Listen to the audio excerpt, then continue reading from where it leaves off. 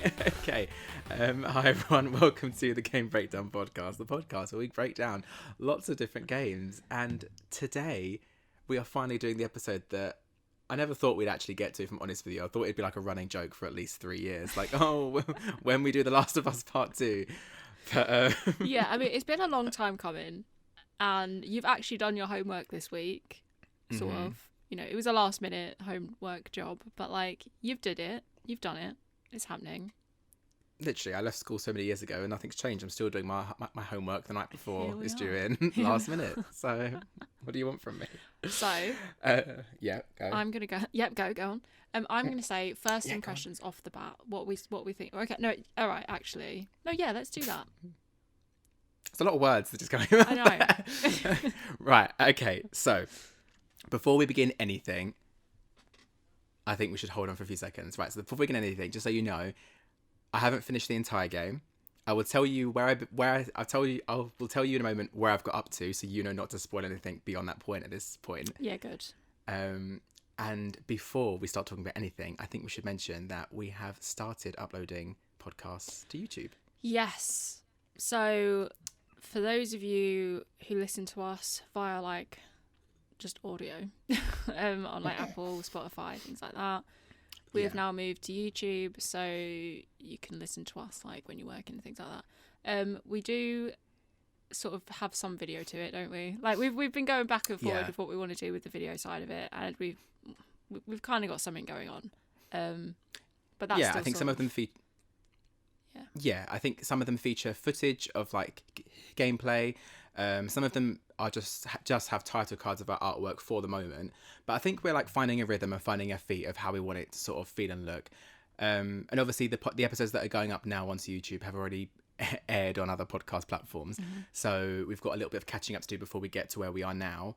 But eventually we'll probably catch up. We'll upload our original ones a bit quicker than like once a week until we eventually catch up with ourselves. But yeah, some might feature some footage, some might feature some just a splash screen. But yeah, if you want to check us out, then we are The Game Breakdown on YouTube as well. And check in. Very exciting. Leave us a little like, leave us a little comment. And this is a better way for people that do listen to just talk to us more directly, I guess. And we can keep on top of comments and opinions and, you know, hate. Give us some hate. Like, we're here for it. Give us some hate. You know, we love it. So we're here for it. So yeah, leave us a comment and we'll see you on the YouTube. We look forward to seeing you there. Yeah, don't let it flop. Come on now. Be real. Right.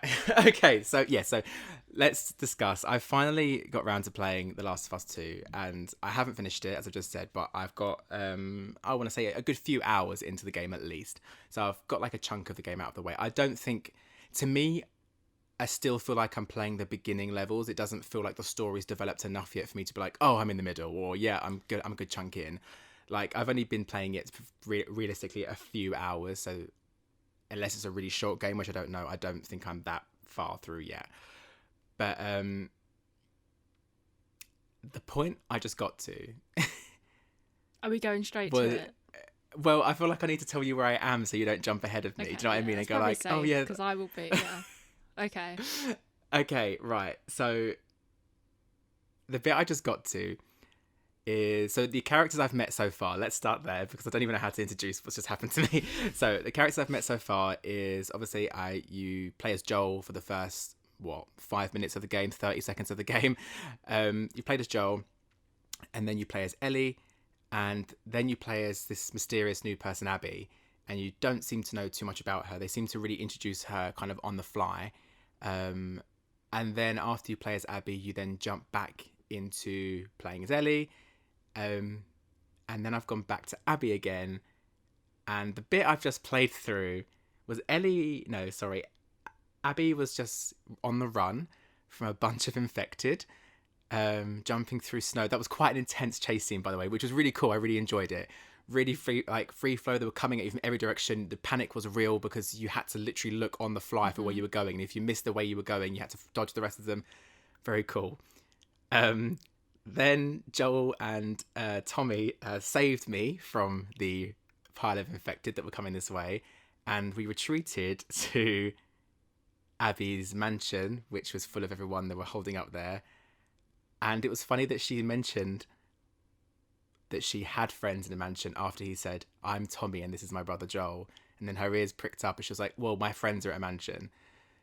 And then we got in there and it was very clear that they were going to do something to them because they walked in and acted all nice, but they surrounded Joel and Tommy. And then my jaw hit the floor because I didn't expect it to happen the way it happened. So if you've already played this, then you probably know why I'm skirting around it. Because then this bitch Mel, who's now dead to me, and if I find a way to murder her, I will find a way to separate her head from her shoulders as quick as possible, like blew Joel's leg off with a shotgun out of nowhere. And then Joel drops to the floor. Tommy tries to help him, and some other bitch grabs him and bottles him in the face until he's unconscious. And then they back Joel up against the wall, and Abby looks at him with the most venom in her face. Is this what you've got up to? This is where I got up to. So then she then got the golf club out and said tourniquet his leg. Yeah. And then said, "You don't get to rush this," because he gave her. I like what he said to her, because she was being really dramatic and like, "Guess who I am," blah blah blah, and he went, "Say whatever speech you've rehearsed, bitch, and then just fucking kill me because I'm not in the mood for your shit." And then she pulls a golf club out, and the last scene that I saw was a golf club heading directly towards Joel's head. And I don't know how to feel. I saw a few seconds after as well, because you then jump back to Ellie, and then Ellie is now on the look for Joel, and then I paused it as the game began again. This game, for me, was an emotional roller coaster. Like, it is the epitome of, like, dark and just, like, pain, you know? Like, but what I'm just not okay. I think one of the things that annoyed me, and I don't want to say annoyed, but, like, frustrated a lot of people, was the fact that Joel gave his name, you know? Like, knowing full well that in the previous game, shit went down, you know? Like, he basically possibly stopped. People know who he is. A cure. Yeah, everyone's going to have heard of him, like, somehow, you know? Like, words travel and things like that, so... Yeah, it's tense, but, like, how are you feeling about Abby, like, at the moment? No. Not at all. No. Fuck Abby. I hope she dies really soon. Like, I hope she's dead. I'm going to say that even louder. I hope the bitch dies very soon. I love this freshness, because everyone's, like, tainted from it now, and you're, like, fresh out the, like, Last of Us Part 1 womb and, like, moving into Part 2. Well, if you're in my flat, you know that I've literally stopped playing it 10 minutes ago to do this. So, like, I'm proper fired up. No, I didn't like, okay, let's just, there's a few, when I first started playing it, I did text you straight away and you said, "How are you feeling?" And I said, "Not sure," because let's start from the very beginning. My experience of this game was tainted from the second I put the disc in, because I don't know if I'm cursed. I don't know if the machine I'm using is cursed. I've got a fresh PS5 sitting there, you know, top of the range tech. Can't get any better than that for a console at the moment. And the game crashed less than 5 minutes into play. So I put, because Last of Us 2 comes on 2 discs. There's a data disc and a play disc, right? Did you have it digitally or did you have it disc version? I had a digital copy. Right, so the disc version, for some reason, I didn't understand why, opens up and there's 2 discs. So this, for me, is like a Final Fantasy moment. It's obviously going to be a huge game. I can tell from the fact they had to put most of the data on a separate disc. So I then put it in. You install the data up until 98%, and then you have to swap the discs around. So I swapped the disc around. It all installed. It started downloading the new patch. Everything seemed fine. Started playing it, and it has a really dramatic beginning, like a really well done dramatic beginning, where, you know how, like, in most American TV shows, on the next episode they'll recap what happened last week, but it's always in like a really condescending way. Like, you have to be reminded of every single thing that happened. It's like, last week on blah blah, and it gives you a rundown of every single scene. You're like, hurry up, I know what happened, I'm not an idiot. I'm watching it back to back.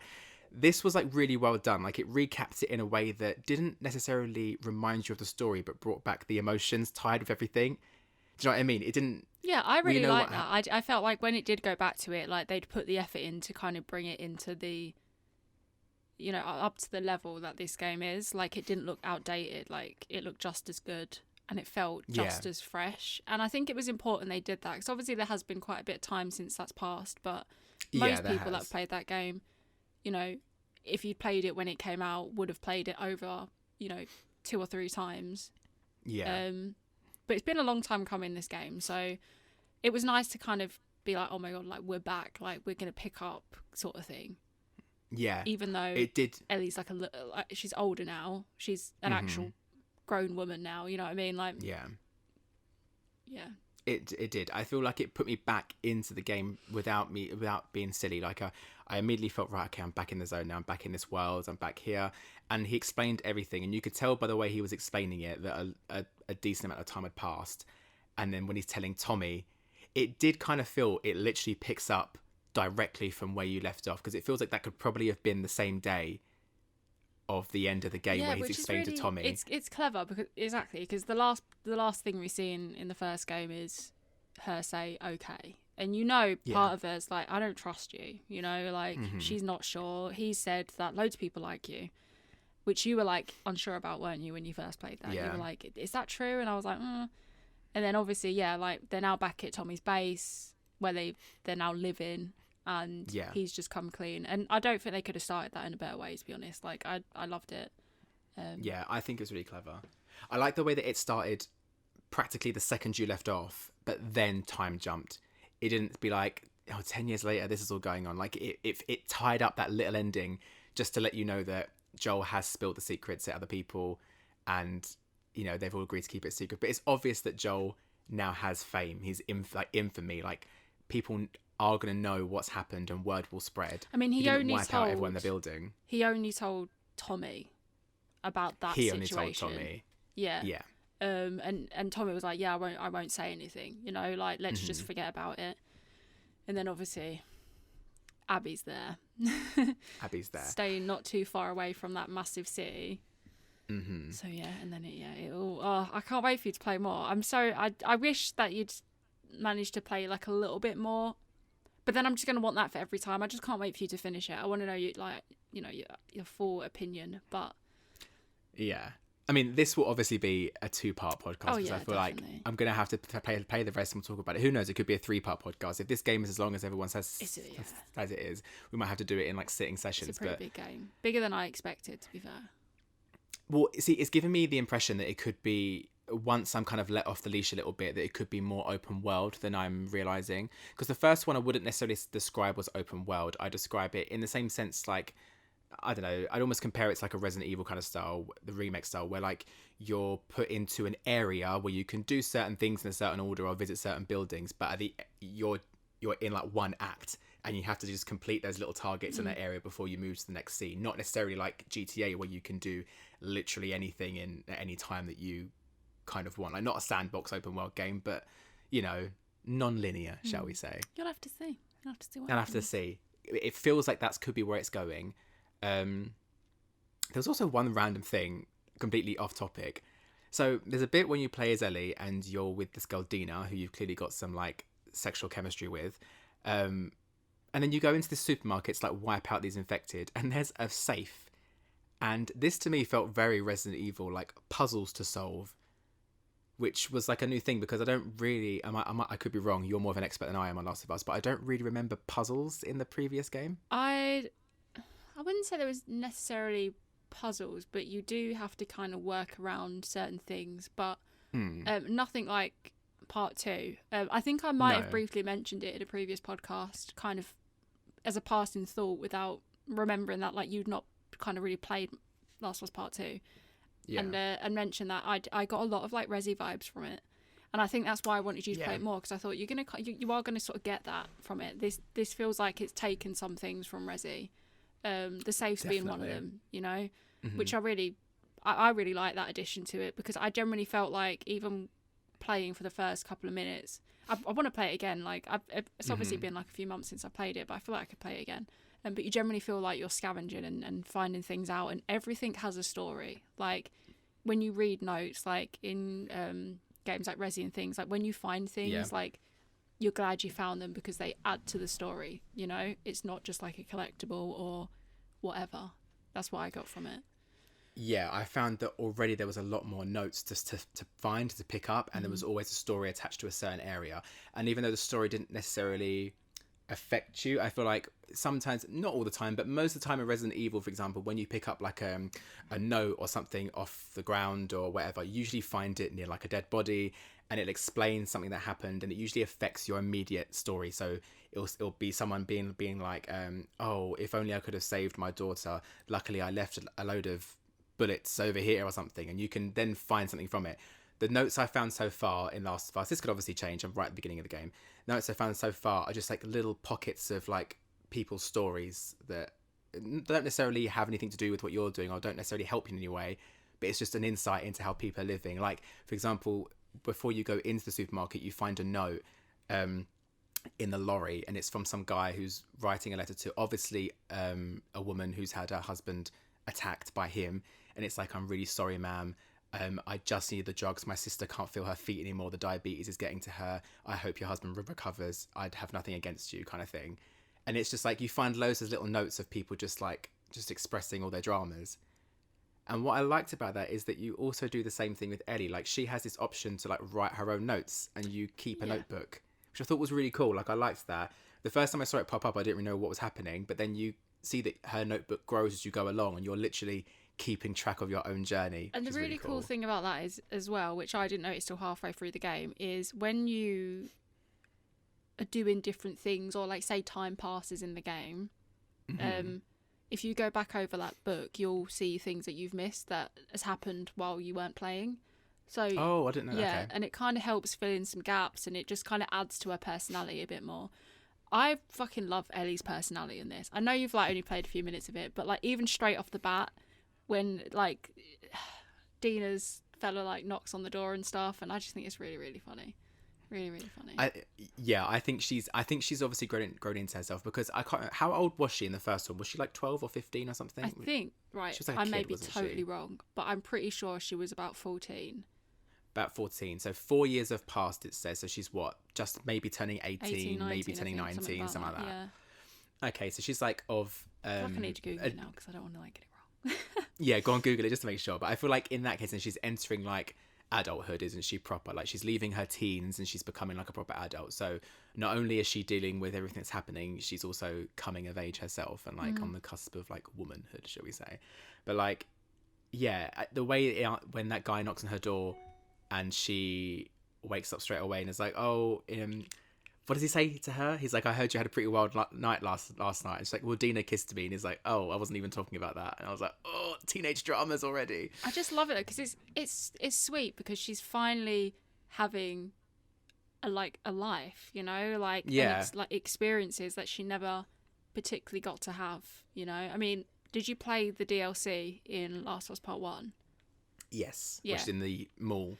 Yeah, and she like ends up kissing her friend and stuff. So it's kind of like, like she's finally being able to like explore her life and things like that. So that's really cool that they put that straight off the bat, you know, like it's nice to kind of show that part of her personality.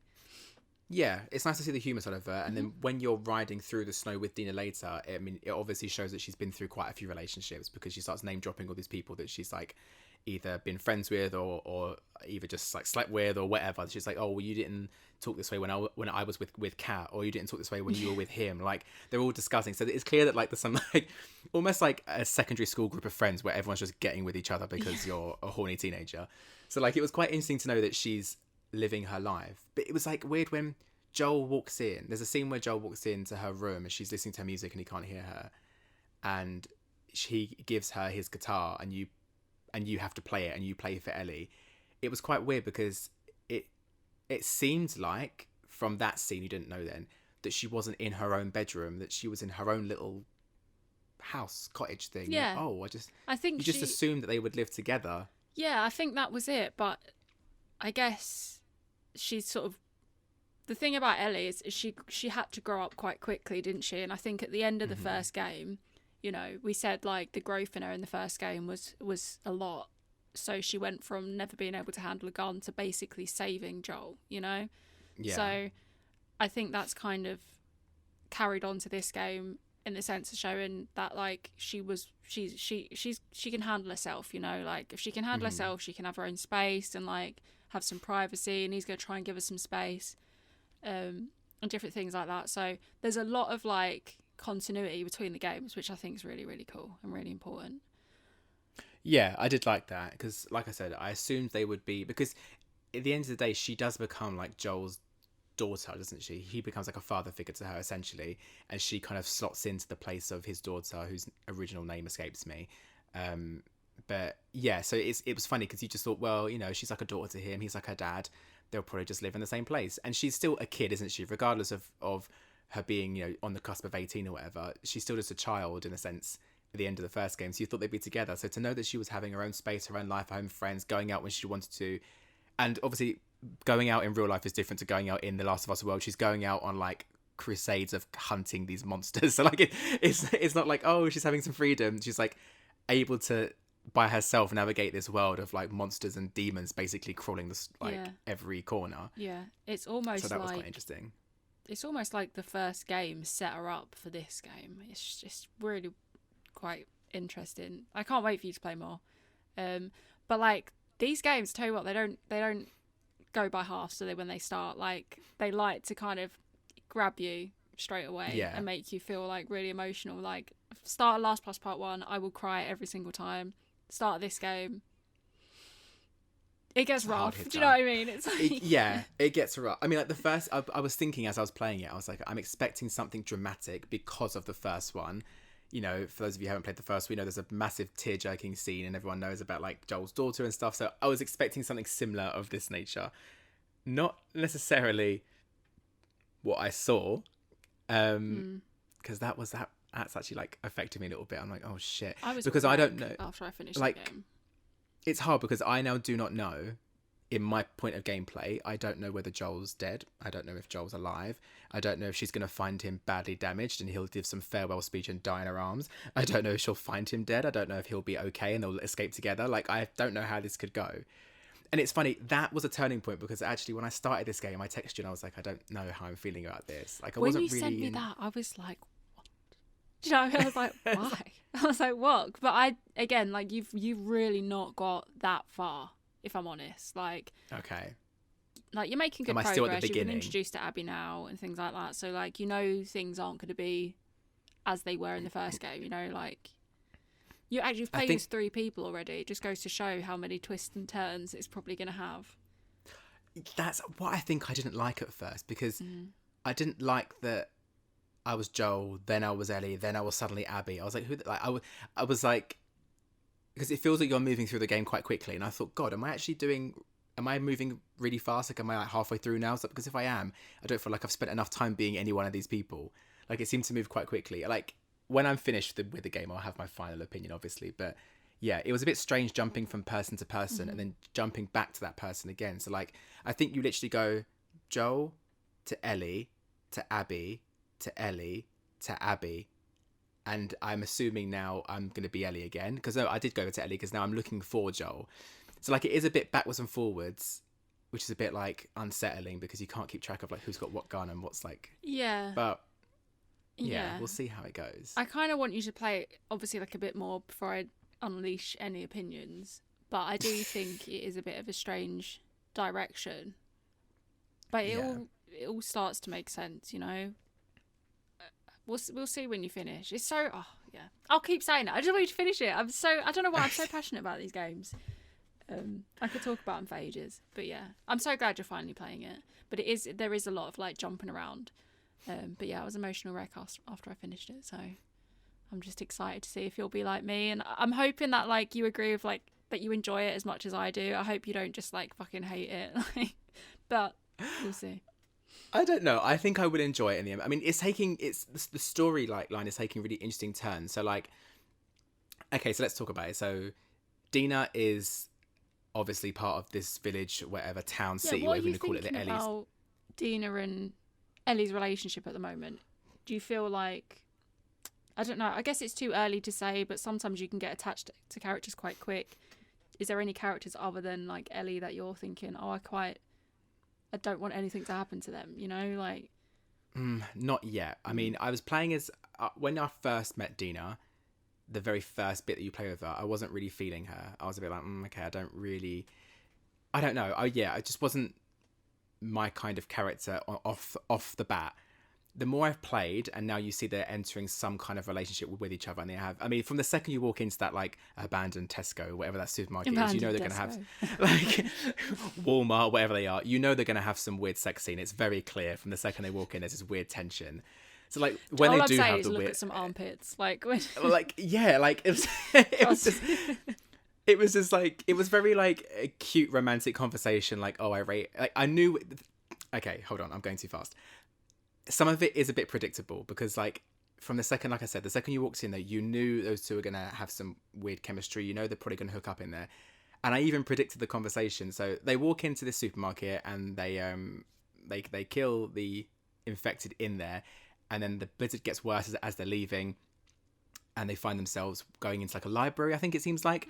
And then there's this character, Eugene, that we've been told about, but we've not met. So I think he's dead, isn't he, Eugene? I think it starts off by saying that he's not there anymore. Yeah. Because they basically hint that he's not there anymore and that Eugene's dead, and she wishes that he would have told him all the stuff that he did. And then you find this like weed factory that he's basically been growing all this weed underground for God knows how many years, and it's all dead now. And they find these like rolled up, like... I mean, who wouldn't? Like, I'm not being funny, but if it was like, if we were in that situation and you just found this absolute den, you'd be like, this is it. I'm just going to stay here for a bit and just not even move. Exactly. Just kick it and chill out for a little bit.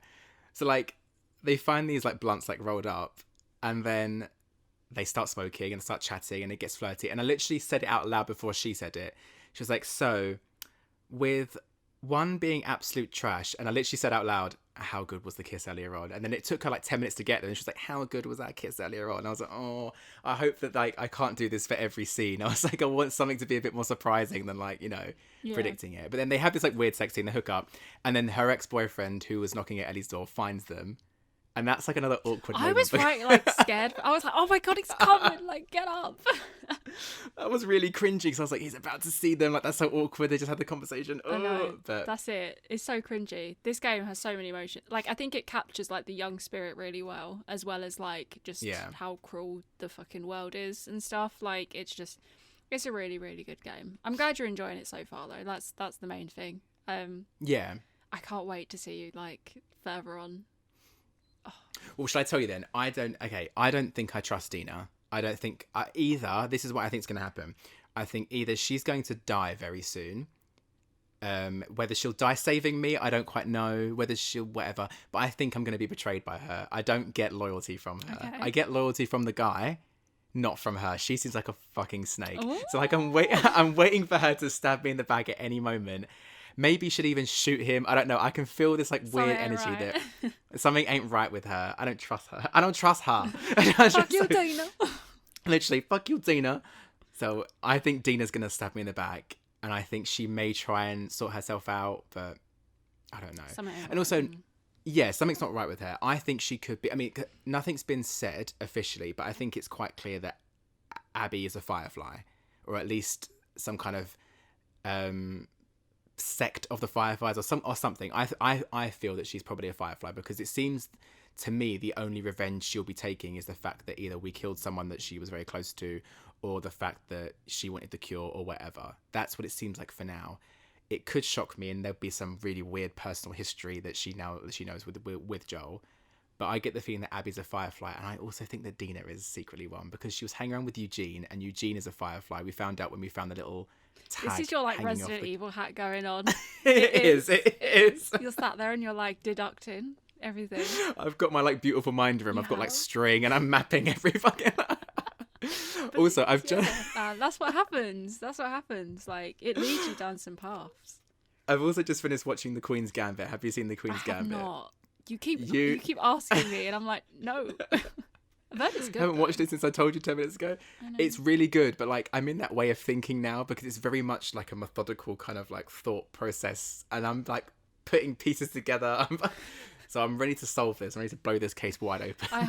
I'm curious to see if it will end how you think it will, or if any of what you're saying is right. Because like, you'll have to see. There's a lot of twists.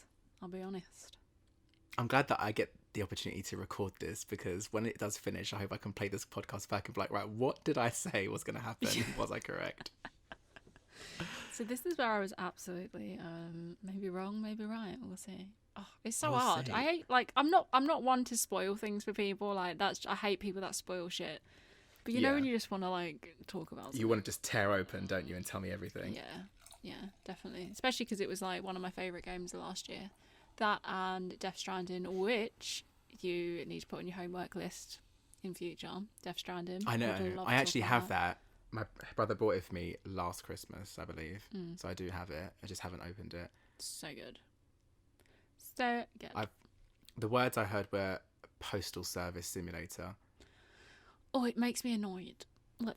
Let's save that for the episode so I can just Okay. unleash. Because anyone who thinks it's a simulator, you're wrong. That's all I'm saying. Saying that, the words I used to describe the opening 25 minutes of Last of Us, walking sim. But I like it Because all I did was walk.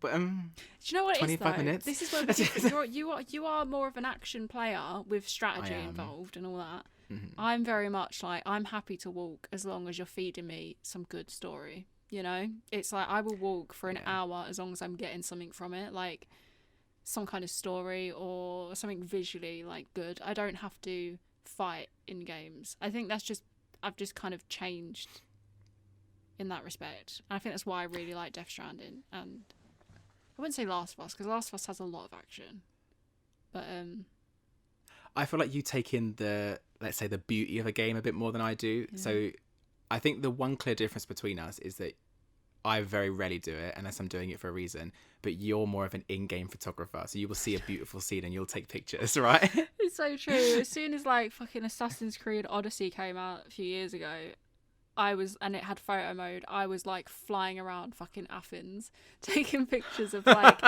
fucking, I don't know, like fruit stalls, mountains, like dogs pissing, like you name it, I was taking pictures of it in that game. It's true. You're in touch with your inner artist. Yeah, actually, I love it. There's a big thing, right? There is a big not market, but there is a big kind of community of virtual photographers. It is blown up, and I think it's one of those things that most games now, if they don't have it, they need to, add it eventually, a virtual photography, because I mean it's marketing for their own game, isn't it? Really, because people are going to share it, so you'd be silly not to add that into your games. I think.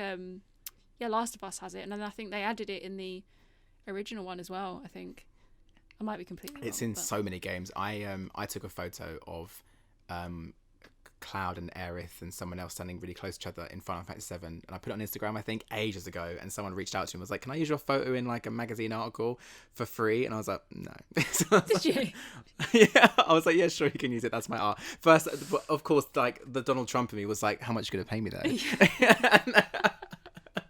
And they were like, nothing. I was like, well, fuck you then. Some people take some fantastic pictures. I think a lot of people that, either enjoy photography, they take those methods into the game, and you can really kind of see the thought process. Some of them have just amazing edit. It's like Photoshop in a game. Like, you can do so much now.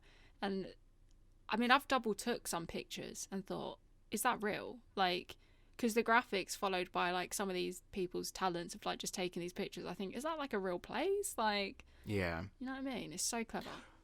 Well, it's like this game, it is like, don't get me wrong, it's beautiful. Like, it's definitely a step up. Not that you really could step up too much from the last one. The last one was really good too, but it stepped up a lot, and I'm playing it on a PS5, so it's possibly playing at a slightly, bugs excluded, playing at a possibly higher frame rate than it would have done on a PS4, probably similar to a PS4 Pro, I would assume. Like, yeah, I'm not sure if it's capped at 30 or not, or maybe it's, I think it might even be 60, possibly. I think it might be 60. I heard something about it being risen. I'll have to Google that to make sure. I don't quite know, but it's playing really smoothly. It's playing really, really, really well. It does it beautiful. There are certain scenes that look like they could be real.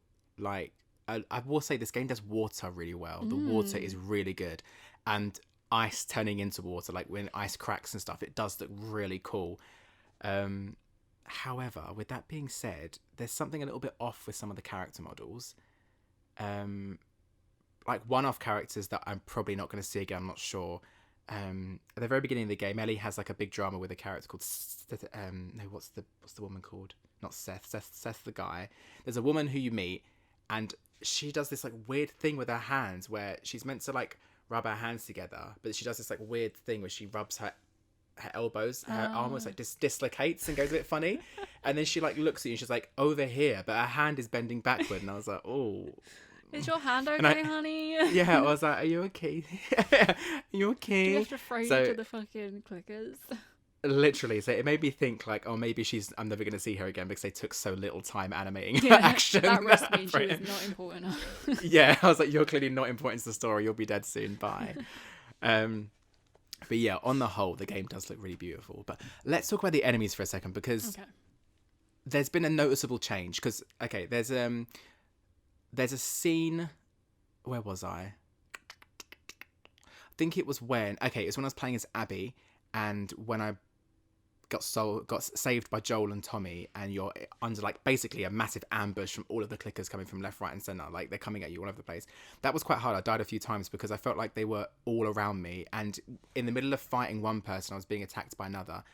They've changed the fighting a little bit, which it looks more realistic, but it's kind of like you can be stun locked by someone behind you at the same time, which was quite annoying. So if I was in the middle of a succession of like punches with one character, if anyone appeared behind me and hit me, I could be stunned, and the one from the front would hit me, the one from the back, and you can kind of be like juggled, and you can't quite fight back, which is a bit annoying. It's a lot more like it's a lot more realistic. It's not as easy. In the original game, you could like shiv clickers and things like that.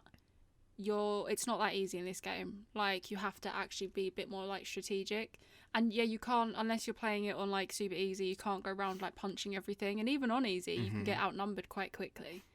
But especially weapons break easier. Yeah, I died loads with Abby in that first part. It was the bit for me. I think I had it on like a hard difficulty. I'm gonna say that. And I don't know. I had it on super hard. So the hardest one.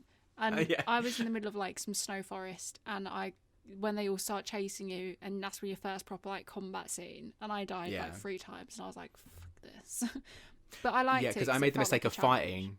Did you? For that bit, I made the mistake of fighting because I didn't realise how many were coming at me. So I fought like 2 or 3, and suddenly I was like, oh shit, there's 30 over there. Maybe I'm supposed to run. Yeah. And Ellie and Abby's like bleeding out, like, oh my god. And I was like, maybe I should turn around and peg it. But that's it though. Like, you don't get led anywhere. Like, you're kind of like, okay, there's nothing here. I'm outnumbered. I need to find an escape route, you know? And they do a really good job, I think, of making it feel quite realistic in that respect. So yeah, definitely. I do think that one thing that the first game did very well was realism. It did feel very realistic, and I feel like this one has stepped up even more. Like, it does feel even more realistic. But yeah, that was quite annoying, but that was no fault of the game. That's obviously part of the challenge, but it was annoying because you can't like see where they're coming from. It is quite real. So there's one behind you, one in front of you. I feel like maybe the sound design could have been a touch better, where you could maybe hear a bit more. Because in the first one, I feel like the sound design was almost better in the first one for my very limited experience of this game. But like even when people were talking to you, when you turn ever so slightly, they would go quieter or go louder depending on like where you were. This one doesn't seem to do that as much. So I couldn't hear what direction Joel was or what direction Tommy was or where the clicker was. Whereas in the first one, I could hear what corner of the room they were in, so you had a bit more of a like. Do you know what I mean? I don't know. Like I said, I've only been playing a few hours. I could just have been in the heat at the moment and have missed it. I think it is. Yeah, it's definitely more difficult. I don't think they feed you as much, but like you can get better. Like obviously as the game goes on, there's different ways of improving yourself. So yeah, that definitely helps. But I noticed the difficulty increase like off the bat. But yeah, just some of the stuff you see, it can get really rough. Like they brought out recently a grounded mode on it, which looks very difficult. I mean, I'm not really one, like I used to enjoy playing things on hard, and now it's like, unless I know the game is quite easy, I would quite happily just play games on easy or normal. Like, I don't know. Some people hate that. Some people say it's not a good thing to play games on easy. But like, see, that's the difference. You will play a game on easy, whereas I don't allow myself to play a game on easy. I find that's like, I tend to actually most times, unless I'm playing it to get through it, I tend to try and play it on hard because I always find that one way or another I'm going to complete it. So it's best to have the challenge from the get-go, and I feel like you don't notice the challenge if you start on a harder difficulty. Do you know what I mean? Yeah. So I tend to play on normal or hard on the get-go, but for this one I chose normal, But yeah, it was interesting. I thought what was different as well is it says, because I died quite a few times, it gives you like tips on what to do, and it says punching a clicker isn't easy and is dangerous. You need to do this to shoot their head off, blah blah blah, which wasn't there in the first one. There was zero chance of punching a clicker in the first game. You couldn't actually even do it. The second you punched them, they would kill you instantly. It was an insta kill. But I managed to punch a clicker, and I was like, oh fuck. I was like, how did I do that? I thought I would have died, and then it ate me because I was in shock and didn't move. I think you can get away with it once, and then the second time you get eaten. Yeah. I think. There's you're introduced to quite a few different creatures. So, but clickers are terrifying in this one. They're like, yeah, they look awesome. All the enemies look different and they feel more threatening. It's like they've took their initial kind of personalities and like turned it up by 10. So like clickers now look really like hideous because like they've obviously got all the growth over their eyes and they go by sound, and they're very much more like twitchy and slow, and you almost can't see them. You know, it's like they're playing you at like your own game, if you know what I mean. Oh, I've got that wrong way around. No, but you're right. Yeah. It feels like they've not matured. That's the wrong word. But like they've mutated even further as the years have gone on. That's what it feels like, because they even look more scaly. They look more grey. They look more like developed, if you like. And the ordinary ones, the runners, look less human. They look more werewolf-like and stuff than the first one. And it almost goes to show like the passage of time has gone past. So like basically in the first one, the virus was relatively fresh and everyone was still roughly turning into one. And now they've been turned for quite a while and they're like long gone, if you know what I mean. Which I thought was quite cool. So yeah, but then this again made me feel like it's more Resi inspired. Yeah, I really think it is. You might say I'm completely ridiculous because obviously you've been like Resi since day. But I got a lot of like Resi vibes from it, and I think you will too. I will say I already have, yeah. Do you feel emotionally ready for this game? After that like little taste you've had, do you feel emotionally ready for it? Because it changed me as a person, I'll be honest. That might sound dramatic, but it did. Okay, so yeah, I do. I'm ready for like an emotional roller coaster, but the thing is, and maybe this is the way it wants me to feel, I'm not sure. I'm angry at the moment. So like, but I feel like it's probably going to try and sidetrack me and like, or blindside me is the right word, and give me a bit of Abby's backstory, and they're going to try and make me feel sorry for her. But like, I already just like hate her guts so much because not many people survive a golf club to the head numerous times. So like I'm probably going to experience the fact that Joel is probably going to die in this game. And if it's by her hand, it tells me that I'm going to have to play as, like, I've played as her. So I'm essentially assuming she's going to be either a permanent character throughout the rest of the game or through a chunk of the game. So there's going to be a part, I'm assuming, where her and Ellie are going to have to team up for some reason. And that's going to hurt my heart because if knowing what she's done what she's done, yeah, I'm not ready to be nice to her. I think the morals of this game are so like not backward, but like they are pretty backward. Like it's like desperate times, desperate measures, isn't it? Yeah, I think that's what it is. Like, and it comes it's through survival like, of the so fittest. well. Yeah, definitely. I'm so glad you finally picked it up though. Yeah, no, I'm glad I picked it up. I feel a certain type of way, but yeah, I'm glad I picked it up. Do you think you'll play it after the podcast? Do you think you're gonna? I was glued. I was playing it. I mean, constantly. mate, it's paused. The Is it paused? Not off. It's paused. We're on a pause. We're on a pause. Yeah, so good. Oh, okay. I can't wait. Why do I get like this over games? Like, fucking hell. I'm like a grown woman. You're a grown woman. I'm a grown woman. But yeah, I mean, I know there's not too much you can say because you feel like you might reveal something, but am I feeling correct? Like, did you have any of these feelings when you were at this point in the game? How did you feel some of the characters were going to like develop? Okay. So I felt curious about Dina, and I was like, why has she been introduced to such like a close person to Ellie so far? Like, don't know how I feel about that. Abby, I was just like, who is she? Like, she will fucking destroy you. Like, she's built, but like, where has she come from? Yeah, she's really built. Proper built. which is nice. It's diversity, you know. I think that's one of the things this game does well, is like diversity. But when I played as her, I don't know, I didn't feel like I was playing Last of Us. I was like, what? Like, even though there was, like the clickers and all you know, runners and that, I was like, I know I'm playing this game, but like, why do I not feel like I'm playing it? So I think that was kind of a bit of like a smack in the face. But like, you sort of like get used to things and whatnot. But yeah, I totally agree with everything you're saying. I feel like if you're anything like me, because you love a good story, I think you'll definitely feel proper like, what have I just done? Do you know what I mean? Like, why am I like playing this? Like, I don't know. It's so twisted. It's proper twisted. But you're feeling all the right ways. I think you're really enjoying it though. I hope so. I mean, I felt like when I took over as Abby, it didn't feel like Last of Us, and that could possibly be because not only are you playing as a character you know literally nothing about, you're also with a team that you know nothing about, and they're having this really serious, like, personal conversation that you feel like a fly on the wall because you don't really know who they're even talking about.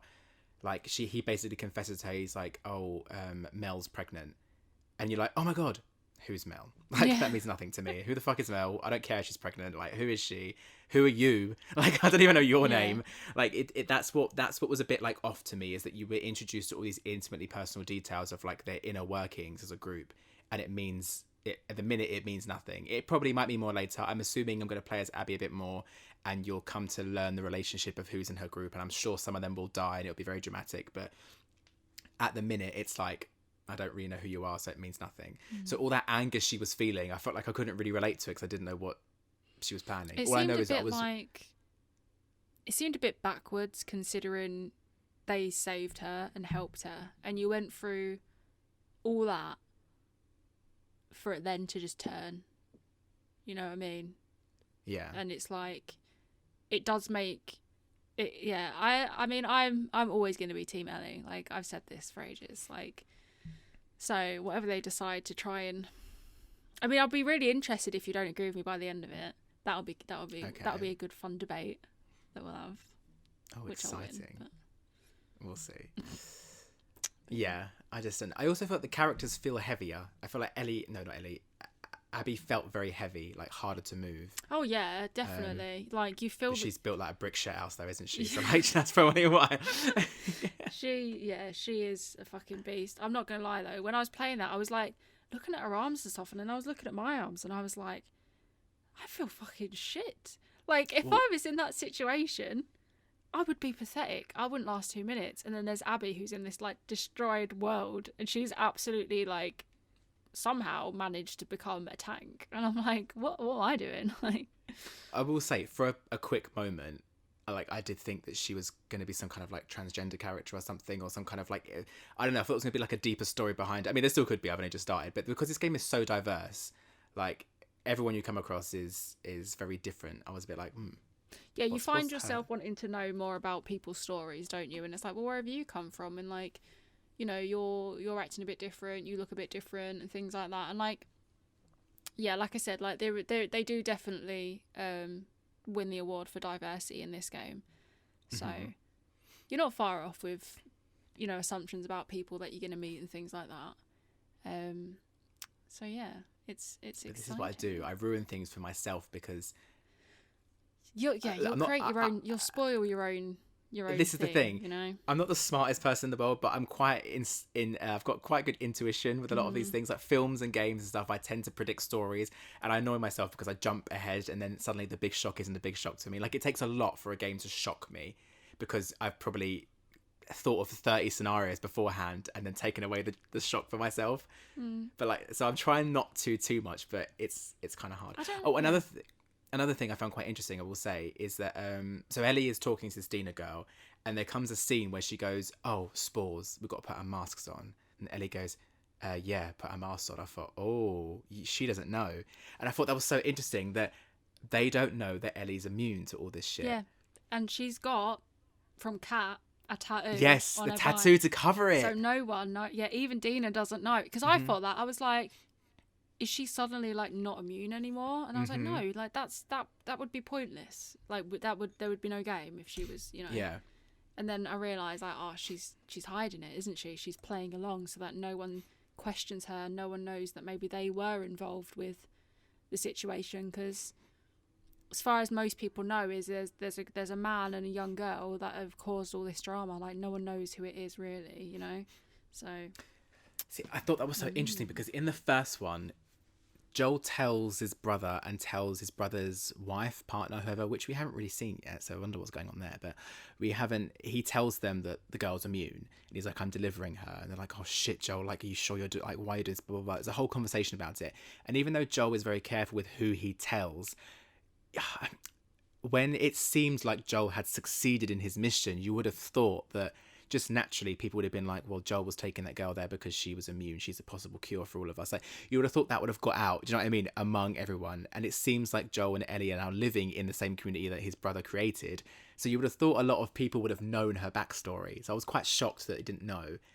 And then after she has this like awkward sex scene with Dina, when they've like, after they're done, they're basically having this conversation where she like feels like a birthmark or like a scar on Dina's body, and she's like, oh, I fell over from a skateboard. But then she tries to explain her scar, and she said, oh, I got this from a chemical burn that I gave myself because I was bitten, and I was bit by a clicker or whatever, and I'm immune. And she was like, oh, fucking hell, like, I told you a real story, why are you chatting shit? It's like people don't even believe her because she's like the only one, we think. Which is very, very interesting. Yeah. So I'm interested to see how that will come about, like whether Dina will find out that she wasn't lying, or maybe I don't know. I'm just interested to see how that will develop, because I thought that if she's this close to this girl and they've been friends for the past 4 years, it seems like, and had all this romantic tension, like, do they know? Does Kat know? Like, where's Kat? Where's Kat? Like, you know, like, it's interesting. Does the guy Kat? not know? I know. It's a good game. Can't wait. It is. There's a lot of intrigue, I must say. Heavy story. I've got a feeling you'll be playing it for like most of tonight.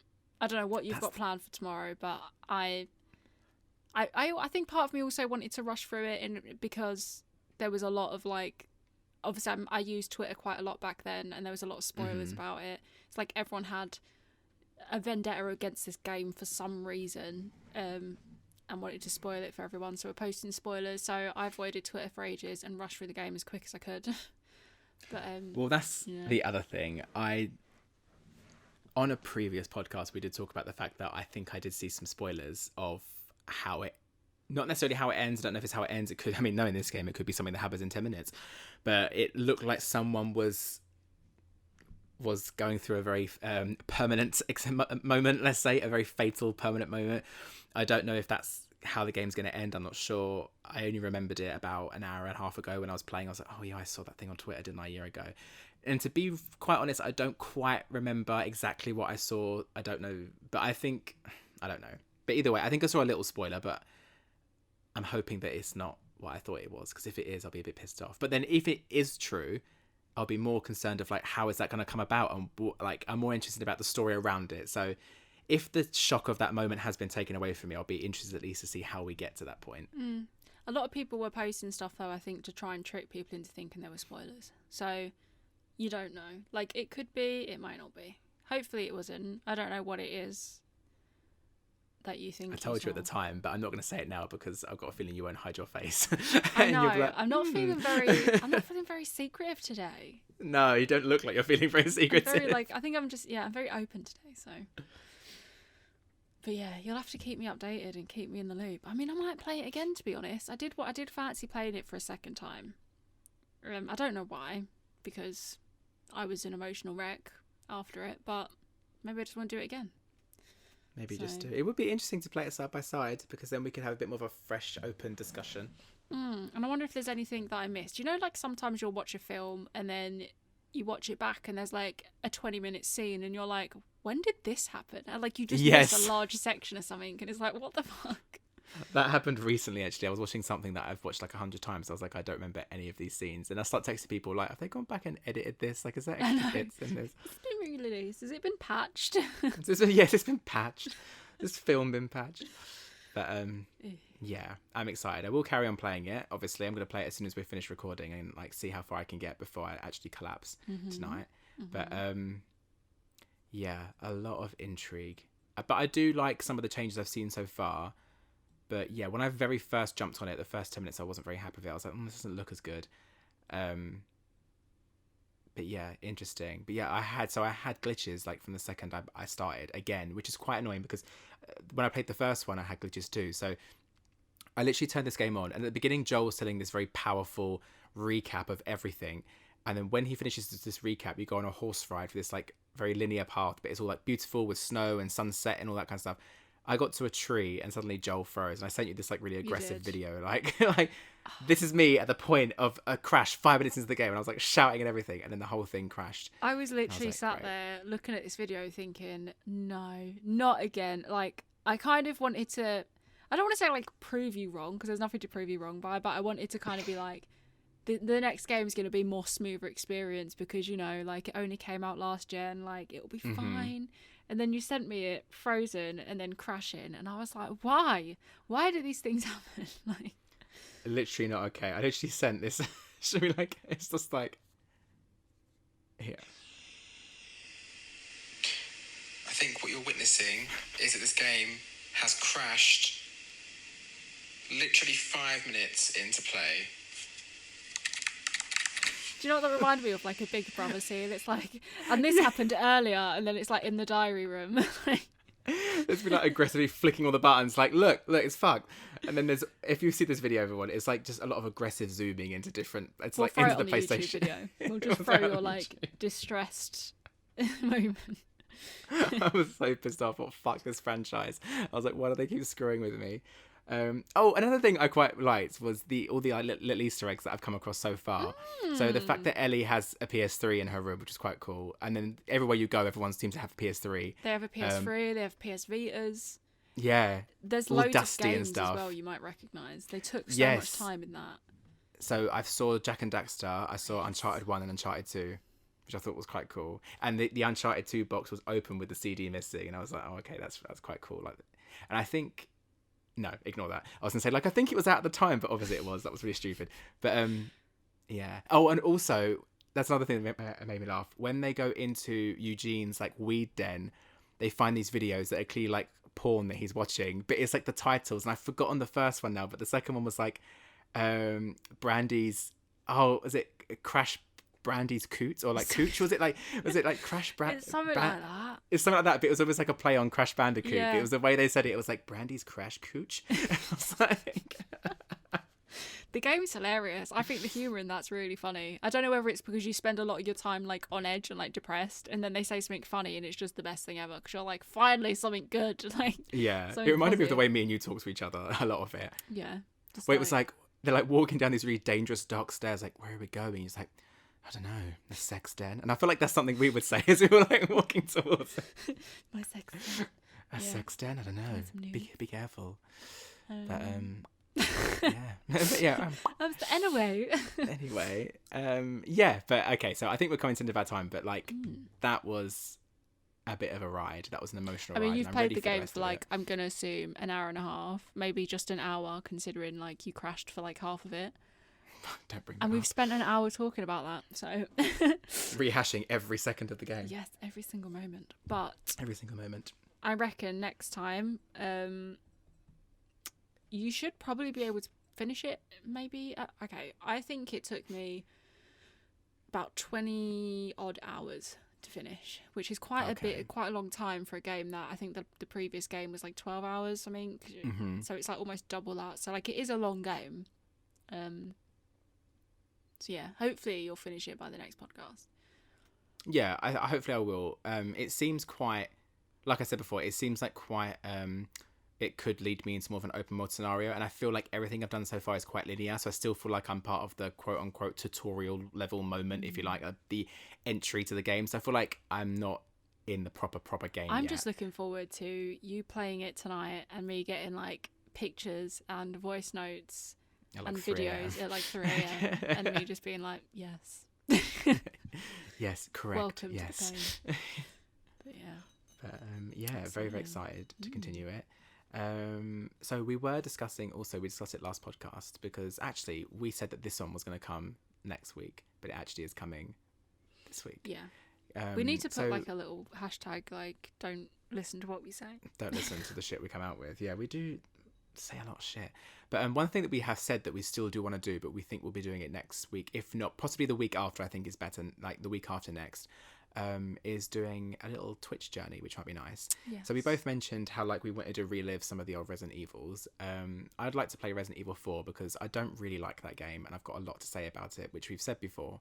And I haven't really finished it properly, and now I'm thinking maybe I didn't give it the benefit of the doubt and didn't give it a proper chance. So I'd like to play it again, and we thought maybe we could play it over Twitch and do that. And then we thought also a good thing for Carrie to play would be Code Veronica, because Code Veronica is another Resident Evil game, which is a really cool one. And I feel like that is enough of like a mixture between modern Resident Evil and classic Resident Evil that you would I quite am enjoy it. so excited to play it. I do need to find some wires for my PS2, and I need a PS2 controller, actually, to be fair.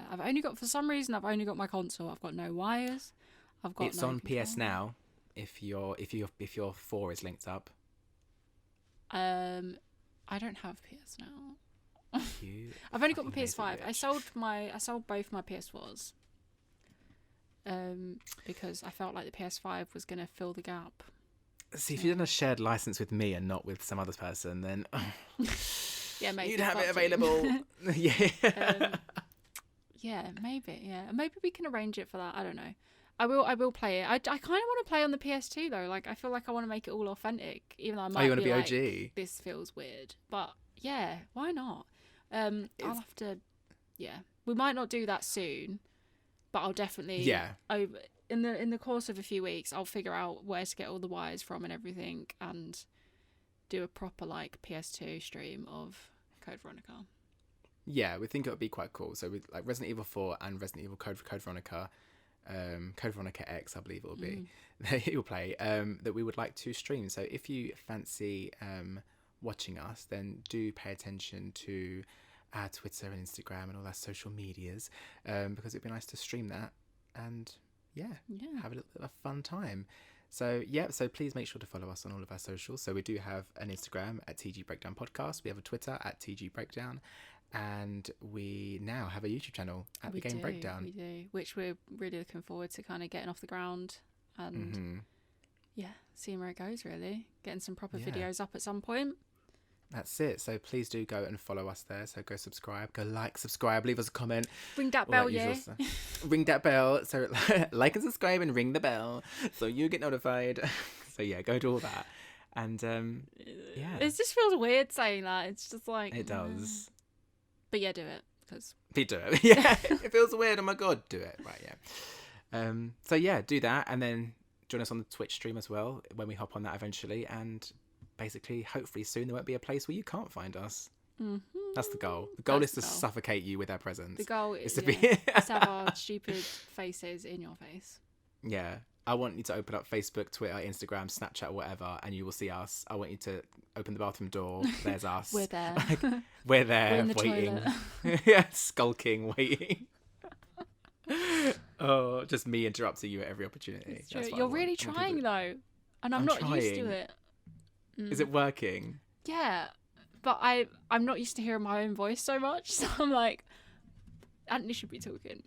You want me to cut you off more? I'll do that. Maybe. I think I kind of miss it. I miss being that. I miss being cut off. Is that weird? I'm trying to slow down because I've realised that I talk extremely fast. I mean, people have always told me that my whole life, but hearing myself back, and I'm like, right, everyone, so when I get started the podcast, and I thought, Jesus Christ, how the fuck does anyone understand me? I think I'm used to it. Like, I've just grown up with it, to be fair. Like, we've been friends now, fucking 11 years? 12, no, 11 years, and more than that. We're like 18 years, I would say. Mate, I can't do maths, like, let's be honest. 18 years. Yeah. I met you when I was 12.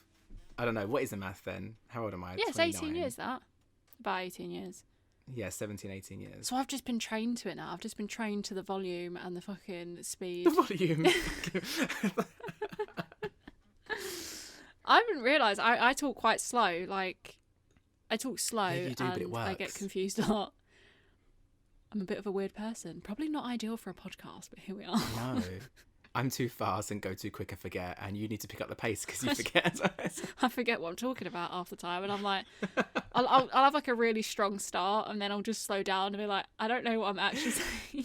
You do often do that and go, yeah, and I just, yeah. Like, Yeah, that's so, and then you fill me in. It's a perfect match. It's a perfect match. We finish each other's sandwiches. Oh! That was disgusting. You How did we started it. Christ. Wow. Okay. On that note, we need to end this. You need to play some fucking Last of Us Part 2.